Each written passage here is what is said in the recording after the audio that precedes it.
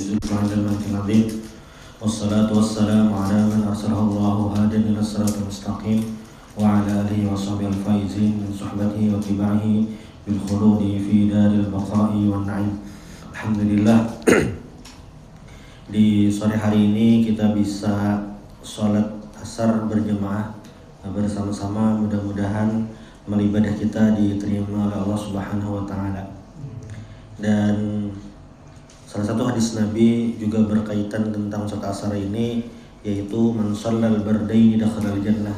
Siapa yang sholat dua dingin ini maksudnya sholatul subhi wa sholatul asri, masuk surga. Nah, tentu hadis ini bukan mengatakan kita hanya perlu sholat subuh dan asar, tetapi hadis ini memberitahukan tentang bagaimana pentingnya subuh dan asar. Salah satu yang Rasulullah SAW motivasi kepada kita adalah bagaimana kita harus selalu belajar menuntut ilmu. Banyak hadis-hadis Nabi yang memberikan motivasi untuk belajar. Man salaka tariqan yaltamisu fihi ilman sahhalallahu bihi tariqan ilal jannah. Siapa yang berjalan menuju tempat ilmu, maka akan Allah mudahkan jalan menuju surga. Di hadis lain,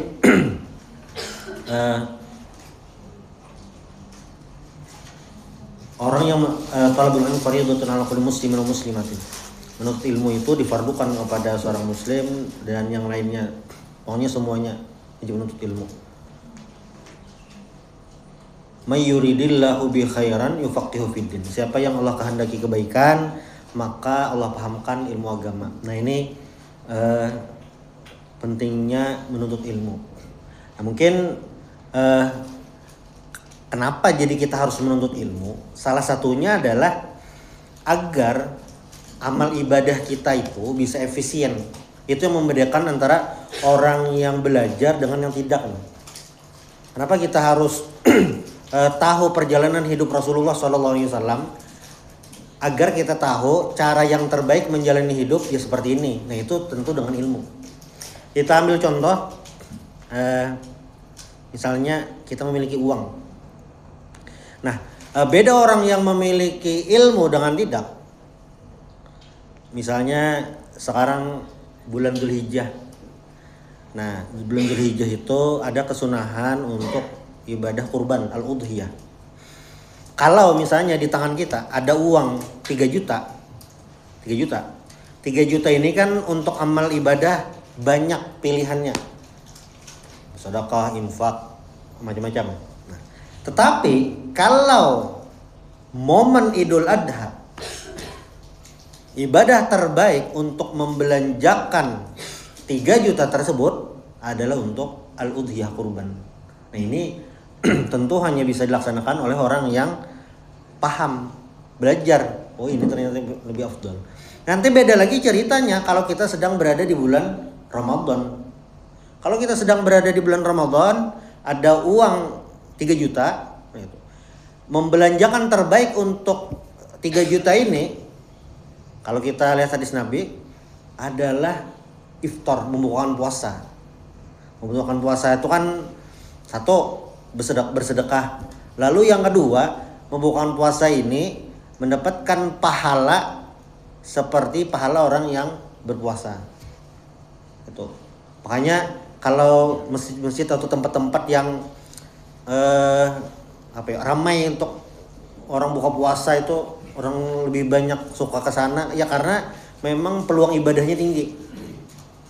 Ini akan berbeda dengan orang-orang yang 3 jutanya bagikan sedekah udah habis. Itu. Nah, sama halnya ketika kita ingin menjalani kehidupan sehari-hari, bagaimana kehidupan kita itu menjadi yang terbaik. Caranya ya jelas kita harus belajar cara hidup Rasulullah SAW dari A sampai Z.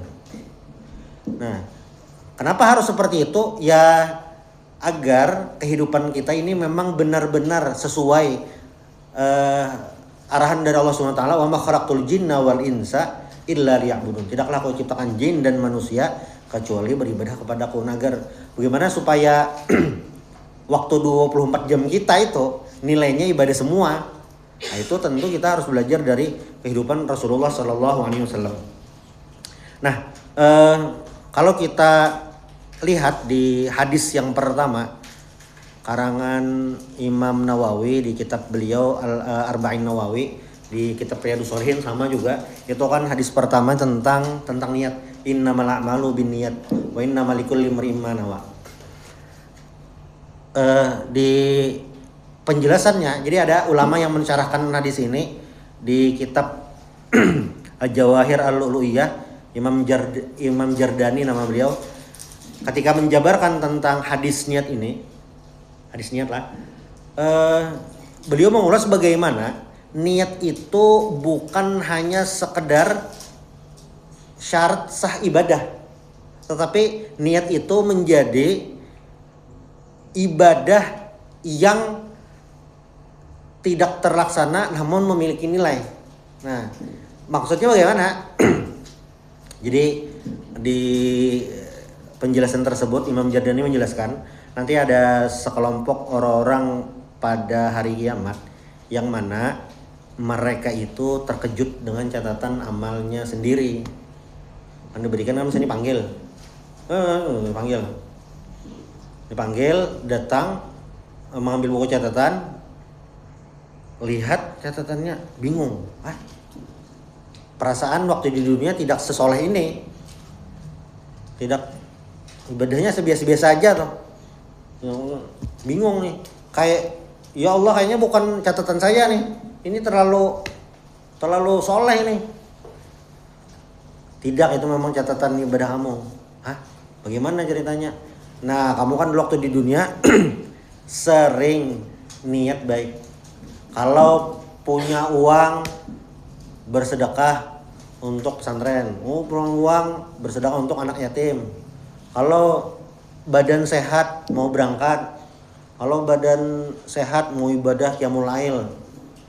Kalau malam ini bangun malam mau qiyamul lail, walaupun pildun sudah selesai. Pildunnya qiyamul lailnya tergantung itu. Bilanya ada Liga Champion, semangat qiyamul lailnya. Gantung jadwal itu qiyamul lailnya. Tidak, jadi tiap malam tetap niat, walaupun misalnya dalam sebulan niatnya 30 kali, yang terlaksana tuh cuma 2 kali. Niat harus tetap ada tuh. Dulu kan di RCTI itu ada Bang Napi. Akan pesan Bang Napi itu inilah. Waspadalah jangan. Kejahatan tidak hanya terjadi karena niat pelaku, tapi karena ada kesempatan. Sebenarnya lah, kalau orang itu memang orang baik, niatnya memang baik, tuh walaupun di hadapan mata ada uang banyak, tidak mengambil tuh. Uang banyak, memang niatannya tidak ada mengambil, santai aja tuh. Bukan karena ada kesempatan atau bukan, memang tidak ada. Nah, makanya orang yang ini tadi yang memiliki niat baik ini luar biasa. Makanya kalau kita hitung-hitung dalam kehidupan kita sehari-hari kan 24 jam. Sholat 5 waktu. 5 waktu itu satu waktu itu 10 menit itu sudah lumayan lama. 10 menit subuh. Kalaunya 20 menit itu sudah agak lama tuh. Sholat wajibnya aja 20 menit itu sudah agak lama. Kita ambil misalnya 10 menit lah. Berarti kalau 10 menit 5 kali sholat 5 waktu 50 menit. Ya kita genapkan 1 jam. Nah, lalu ditambah sholat sunnah yang standar kayak mulai duha, itu isyraq namanya. Kita total 2 jam. Tambah tilawah sejam misalnya. Berarti untuk ibadah yang itu aja sejam tambah 3 jam 4 jam. Itu. Nah, 4 jam itu yang ibadah yang seperti itulah. Sisanya bekerja dari pagi sampai sore, lalu istirahat. Berarti kalau 24 jam hitung sederhana, waktu ibadah kita sedikit, padahal waktu tersedia 24 jam. Namun kalau kita memahami konsep ibadah yang baik, maka 24 jam itu sebenarnya bisa dimaksimalkan ibadah. Bagaimana caranya? Makanya para ulama itu ketika menyebarkan tentang hadis niat ini itu, salah satu poin pentingnya adalah hal-hal yang mubah. Hal mubah itu kan makan, minum, tidur. Nah itu mubah hukumnya. Kan al-ahkam al-taklifiyah itu 5. Wajib, sunnah, haram, makruh, mubah. Tidur mubah, makan mubah, minum mubah. Tapi kalau hal-hal mubah ini diniatkan untuk ibadah, misalnya makan untuk sholatnya khusyuk, makan supaya kuat ibadah, maka makannya bernilai ibadah. Minum supaya sholatnya tenang. Bayangkan sholat haus, ya sulit lah. Tidur, kalau kita lihat hadis Nabi itu, ada salah satu hadis Nabi yang kalau ngantuk tidur dulu supaya sholatnya khusyuk. Jadi ada yang ini sholat. Wow. Pas tahiyat akhir ketiduran. Ini memang mau sholat, mungkin jamaah, tapi mata ngantuk, dipaksa sholat tahiyat akhir ketiduran. Pas bangun tidak sempat salam, sholatnya salah, ya tidak sah. Tahiyat akhir at-tahiyatul mubarak. Imam enggak, assalamualaikum warahmatullahi. Ya ini batal salatnya. Kenapa? Karena belum ditutup dengan salam. Nah, maka hal mubah kayak tidur itu diniatkan untuk memperkuat ibadah, ya pahala tuh. Malam nih tidur supaya sholat subuh nanti bisa bangun, sholat subuh bisa berjamaah, maka dari tidur, misalnya tidur jam 9, jam 10, nah dari situ itu dicatat nilai kebaikan. Itulah yang membedakan antara al-alim dengan al-jahil, orang yang tahu dengan yang tidak tahu. Itulah kenapa kita harus belajar di sisi itu bisa memaksimalkan. Termasuk juga hal-hal yang problematik. Ulun ini kan sehari-hari di KUA Banjarmasin Utara, kan bilangnya anak mau urus ke KUA ada yang itu. Cuma kalau untuk kedua agak sulit banget. Cuma ini nah. Selama di KUA, ulun secara pribadi konsep di KUA itu menyelesaikan semua masalah berkenaan dengan pernikahan. Jadi apapun masalahnya. Contoh, ini karena nikah di bawah tangan bermasalah, ke KUA diberikan solusinya semuanya tuh. Termasuk anak-anak yang secara fikih nasabnya bermasalah atau kelahirannya di luar pernikahan atau kelahirannya sebelum pernikahan. Ayah ibunya itu zina, lahir anak baru nikah, atau hamil lalu nikah sebulan kemudian melahirkan. Itu berarti jelas hasil anaknya ini bukan karena pernikahan.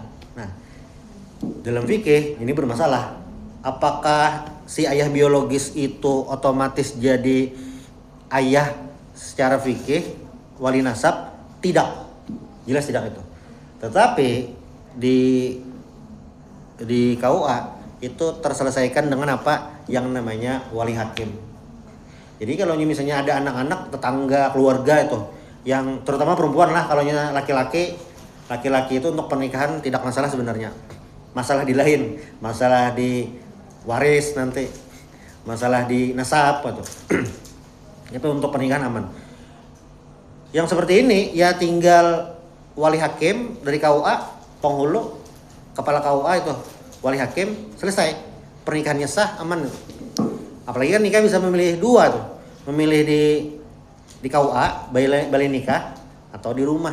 Ya untuk menjaga semuanya, nikah di KUA selesai, udah itu nikahnya sah, dosa masa lalu tertutupi, aman, semuanya.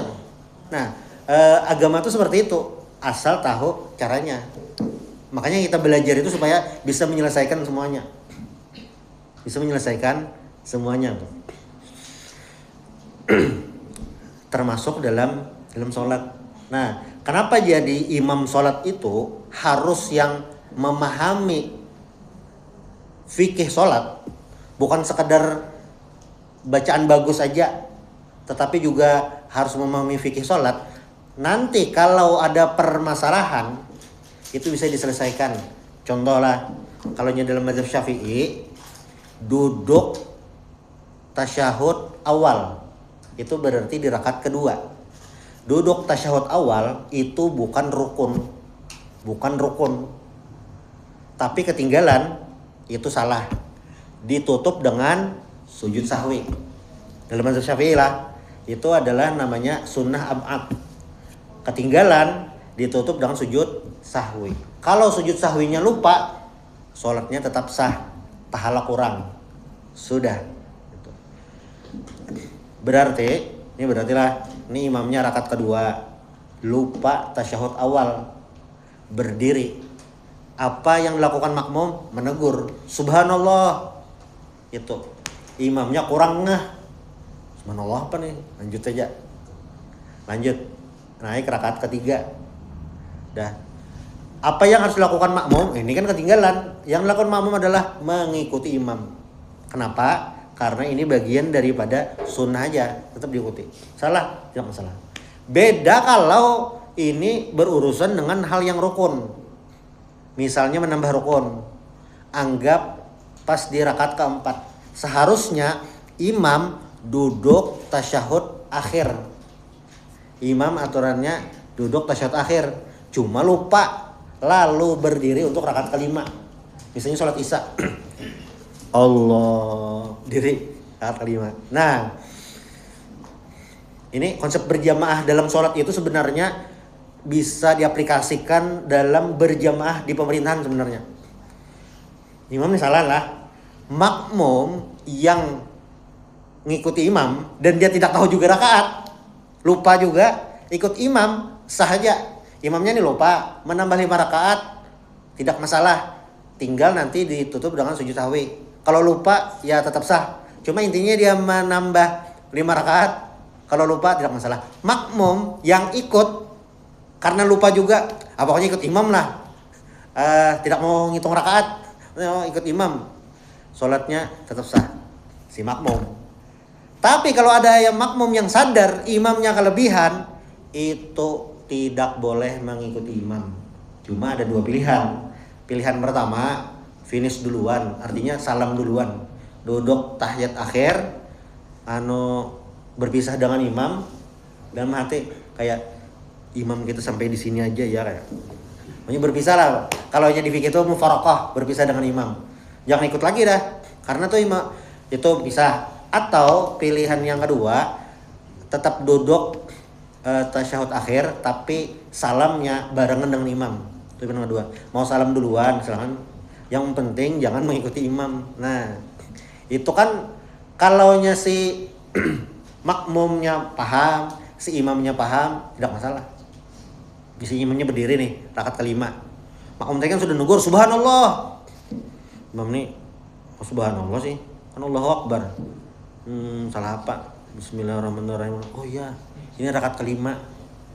Apakah batal? Tidak batal. Si imam cukup duduk tasyahud akhir, dah. Kan diri nih. Diri. Subhanallah, salah apa ya? Oh ya, kelebihan. Tinggal duduk tasyahud akhir, sudah selesai. Apakah sholatnya batal? Ya tidak. Tinggal kembali. Nah itu. Ini kan yang paham. Yang paham. Karena dulu pernah saya pas sholat jamaah, imamnya ketinggalan tasyahud awal. Makmum menegur, subhanallah. Imamnya tetap berdiri, subhanallah. Lalu si makmumnya duduk tasyahud awal. Udah. Saya lupa yang tasyahud awal tadi, kayaknya menyelesaikan sendiri lah. Sudah. Imamnya pas rakaat ketiga, kami kan ngikut imam. Karena ya udahlah, sunah lah. Ternyata pas dari rakaat ketiga sampai keempat imamnya ngebut. Oh, cepet-cepet ngebut. Selesai salam, apa yang dilakukan imam? Langsung imamnya paling ke belakang. Aturannya jangan ditegur ya. Tadi gak apa-apa ya. Oh, pantesan dia maunya cepat-cepat. Nah, sebenarnya tidak salah, cuma ilmunya tanggung, itu aja. Ilmunya tanggung. Itulah kenapa jadi kita harus mendalami ilmu itu sampai selesai tuh. Ya nanti akan ada masalah tuh. Nah, makanya kehidupan Rasulullah itu harus jadi potret kita dalam menjalani kehidupan agar kita tahu konsep-konsep kehidupan yang pas. Bagaimana Rasulullah itu berkeluarga. Jangan dikira Rasulullah itu kehidupan istri-istri beliau lurus-lurus saja. Ada beberapa permasalahan yang terjadi itu. Di zaman Rasulullah itu kan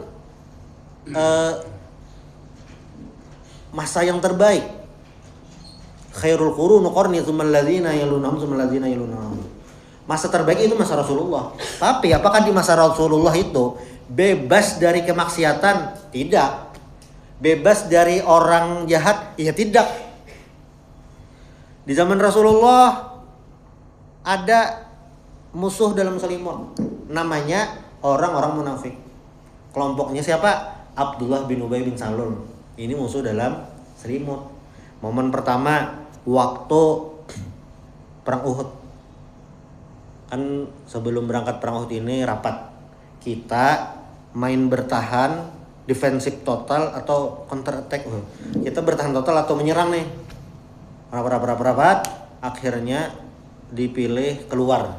Nah, Abdullah bin Salul ini termasuk tokoh yang kita bertahan aja. Tapi keputusan kita keluar. Keluar berangkat 1.000 orang, 1.000 berangkat. Pas sudah sampai tujuan, Quraisy sudah kelihatan. Ternyata Abdullah bin Ubay bin Salul putar balik dengan pengikutnya kurang lebih 300. Sehingga kaum muslimin sisa 700. Quraisy 3.000. Jadi 4-1. Sebenarnya yang membuat di Uhud itu kocar-kacir bukan jumlah, tapi apa? Para pasukan pemanah yang diamanihi Nabi jangan turun. Tapi mereka tidak menaati perintah Rasulullah. Itu penyebabnya. Bukan karena jumlah. Kenapa? Karena di awal-awal kaum muslimin itu sudah menang. Jaka Ibar itu sudah menang 2-0. Oh, ternyata pas Injuritnya mengalah 3-2. Itu Mesir, Bang. Nah, ya harus seperti itu. Taat kepada Rasulullah. Ada lagi di zaman Rasulullah itu perempuan yang berzina. Ada perempuan yang berzina. Makanya kan minta hukum pada Rasulullah. Pada akhirnya setelah beberapa lama peninjauan macam-macam, perempuan ini dihukum. Namun apa yang terjadi? Meninggal dalam keadaan suci. Dosanya sudah hilang. Apakah ada lagi yang membelot? Ada. Jadi cek aja di kitab Sirah. Kalau tidak di Google lah. Namanya kalau tidak salah Abdullah bin Sa'ad. Ini penulis wahyu Rasulullah. Kan ada wahyu dari malaikat Jibril ke Rasulullah. Nabi membacakan, para sekretaris menulis. Nah, Abdullah bin Sa'ad termasuk penulis wahyu. Salah satu lah. Karena menurut saya itu ada beberapa orang, ada Abdullah bin Mas'ud, ada Zaid bin Thabit, ada Muawiyah bin Abi Sufyan, ada beberapa. Abdullah bin Sa'ad ini ikut hijrah ke Madinah. Tetapi pas di Madinah murtad. Ini wahyu murtad. Murtadnya apa? Jadi tulisan Al-Qur'annya di distorsi, lalu orangnya ini pergi ke Mekah. Nah, itu menunjukkan. Udahlah. Namun waktu Fathu Makkah, orang ini dimintakan maaf oleh Sayyidina Utsman kepada Rasulullah. Ya Rasulullah, maafkan orang ini. Akhirnya dimaafkan dan pada akhirnya orang ini kembali baik dan meninggal dalam keadaan Islam lah, baik aja. Cuma maksudnya bisa yang seperti itu. Oh, tahu kita, jangan kaget. Di zaman Rasulullah aja bisa yang ada seperti itu. Jangan kaget. Nah, makanya ketika kita ingin menjalani hidup yang baik sesuai standar, kita harus tahu kisah Rasulullah SAW, tahu bagaimana orang-orang sekitar Nabi, tahu bagaimana Nabi Muhammad itu sosok yang memang kredibel, luar biasa. Yang uniknya, karena Nabi Muhammad itu sebelum jadi Nabi, sebelum dapat wahyu, itu terkenal Al-Amin, amanah. Jadi orang-orang dulu itu kan kalau punya barang berharga, punya simpanan, menitipnya pada Rasulullah. Barang-barang berharga, entah emas, entah surat, semuanya berharga, dititipkan kepada orang yang amanah. Rasulullah itu amanah, titip kepada Nabi. Nah, waktu hijrah Nabi itu kan minta gantikan kepada Sayyidina Ali di tempat tidur. Nah, minta gantikan itu satu tugas. Tugas yang satunya, Sayyidina Ali harus mengembalikan barang-barang titipan tadi. Kenapa? Karena ini orang-orang Quraisy yang menitipkan kepada Nabi itu tidak semuanya. Maksudnya yang menitipkan itu jangan dianggap orang beriman. Tidak semua. Jadi ada orang Quraisy yang secara personal, individu, percaya kepada Rasulullah. Yakin Rasulullah ini amanah. Yakin Rasulullah ini jujur. Yakin Rasulullah ini tidak mungkin menyalahgunakan titipan tadi. Yakin. Tapi di saat bersamaan tidak percaya ajakan Rasulullah, peringatan Rasulullah tentang akhirat. Jadi percaya, cuma tidak percaya. Nah, makanya ketika Nabi hijrah tadi menitipkan Sayyidina Ali untuk mengembalikan barang amanah tadi itu. Lah, kok Nabi tidak mengembalikan sendiri? Ya kalau Nabi mengembalikan, Nabi tertangkap, dibunuh lah. Saking amanahnya tuh Nabi, sampai di momen yang hampir terbunuh tetap mengembalikan barang. Kan kalau mau nakal, ya barang titipan ambil bawa ke Madinah, selesai. Tapi Nabi masih meninggalkan, masih mengembalikan ke orang yang menitip. Tahu kita sosok Rasulullah seperti itu. Belum lagi sahabat-sahabat Nabi yang luar biasa. Bagaimana para sahabat Nabi itu berjuang. Bagaimana kita melihat sosok yang bisa mengubah lintasan sejarah.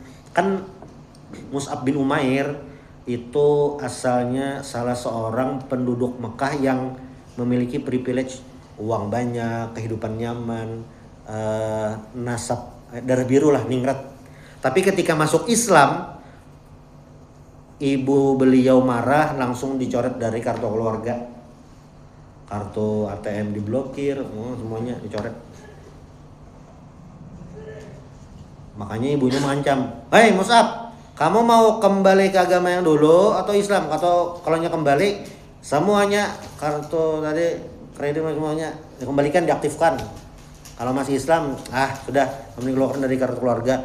"Oh ya, tidak apa-apa ibu, saya keluar dari kartu keluarga aja."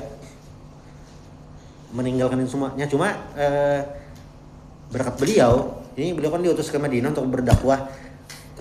Dan di Madinah orang-orang mulai banyak yang masuk Islam. Ada sosok yang seperti itu. Nah, makanya kalau hari ini anak-anak kita banyak memiliki idola, ya sebenarnya tidak masalah. Cuma kita pastikan idola yang nomor satu itu adalah Rasulullah SAW. Karena memang kehidupannya ya bukan kehidupan yang fiksi, bukan. Karena kehidupan nyata yang Rasulullah menjalani. Belum lagi kalau kita baca hadis Rasulullah SAW sebagai pegangan-pegangan hidup itu. Pegangan-pegangan yang sederhana, maknanya panjang. Ada salah satu hadis yang la dharara wa la dirar. Secara umum, hadis ini menggambarkan tentang jangan sampai kita memudarati orang. Dapat mudarat jangan, memudarati orang jangan. Ada hadis Nabi lagi yang lain, da' ma yaribuka ila ma la yaribuka. Tinggalkanlah sesuatu yang meragukanmu. Tinggalkanlah sesuatu yang meragukanmu kepada sesuatu yang tidak meragukan. Ada konsep-konsep itu. Nah, makanya bagaimana kita menjalani kehidupan? Satu, kita tahu perjalanan hidup Rasulullah SAW sebagai role model di kehidupan nyata. Yang kedua adalah belajar bagaimana hadis-hadis Nabi, petuah-petuah dari Rasulullah SAW. Nah, yang ketiga kita harus selalu belajar agar kita bisa selalu update kabar apa dari Nabi, info apa dari Nabi yang belum sempat kita ketahui. Nah, kira-kira itu yang bisa belum sampaikan. Ada sesi tanya jawab lah. Oh ya. Itu subhanallah bihamdik asyhadu an la ilaha illa anta astaghfiruka wa atubu ilaik. Assalamualaikum warahmatullahi wabarakatuh.